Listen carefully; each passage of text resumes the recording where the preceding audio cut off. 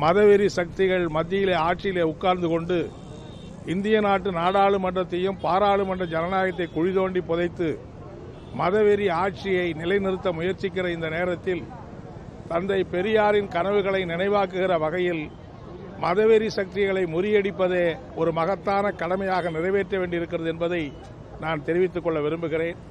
பெண்ணடிமைத்தனத்துக்கு முடிவு கட்ட வேண்டும், தீண்டாமை கொடுமையை ஒழிக்க வேண்டும், சாதிய ஏற்றத்தாழ்வுகளை ஒழிக்க வேண்டும் என்கிற அந்த உன்னத லட்சியங்களை என்றென்றும் தூக்கி பிடிக்கிற அந்த பணியிலே மார்க்சிஸ்ட் கம்யூனிஸ்ட் கட்சி தன்னை இணைத்துக் கொள்ளும் என்பதை இந்த நேரத்தில் தெரிவித்து, குறிப்பாக இன்றைக்கு சாதிய உணர்வுக்கு இடமளிக்காமல் பள்ளி மாணவர்கள் கூட இன்றைக்கு சாதிய ஏற்றத்தாழ்வுகளுக்கு அடிபணிந்திருக்கிற அந்த அவைகளுக்கு ஈர்க்கப்படுகிற நிலைமை என்பது ஆபத்தை உருவாக்குகிறது.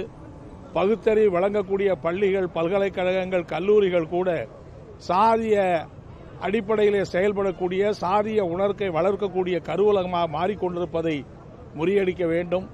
தமிழகத்திலே சாதியற்ற சமூகத்தை அமைக்கிற அந்த மகத்தான போராட்டத்தில் மேல் சாதி கீழ் சாதி என்கிற பாகுபாடு இல்லாத ஒரு சமூகத்தை அமைக்கிற அந்த மகத்தான பணியிலே என்றென்றைக்கும் நாம் ஈடுபடுத்திக் கொள்வோம் என்றும் இந்த நேரத்திலே கேட்டு, தமிழக அரசு இதர மாநிலங்களிலே நிறைவேற்றியிருக்கிற பகுத்தறிவு கொள்கைகளை பறைசாற்றுகிற சட்டங்களை தமிழக சட்டமன்றத்திலே நிறைவேற்ற வேண்டும் என்று இந்த நேரத்திலே நான் கேட்டுக்கொள்ள விரும்புகிறேன்.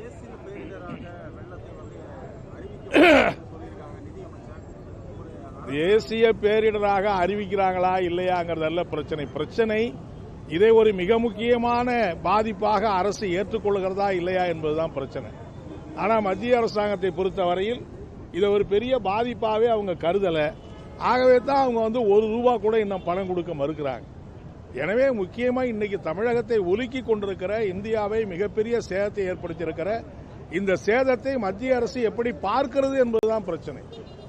எனவே ஆகவே மத்திய அரசு ஒரு பைசா கூட பணம் கொடுக்காம விதண்டாவாதம் செய்வதை மார்க்சிஸ்ட் கட்சி வன்மையாக கண்டிக்கிறது. இதை பாஜக தலைவர்கள் முதல்ல கடைபிடிக்கட்டும். நான் உதயநிதி என்ன பேசினார் எனக்கு தெரியாது, நான் அதுக்குள்ள போக விரும்பல.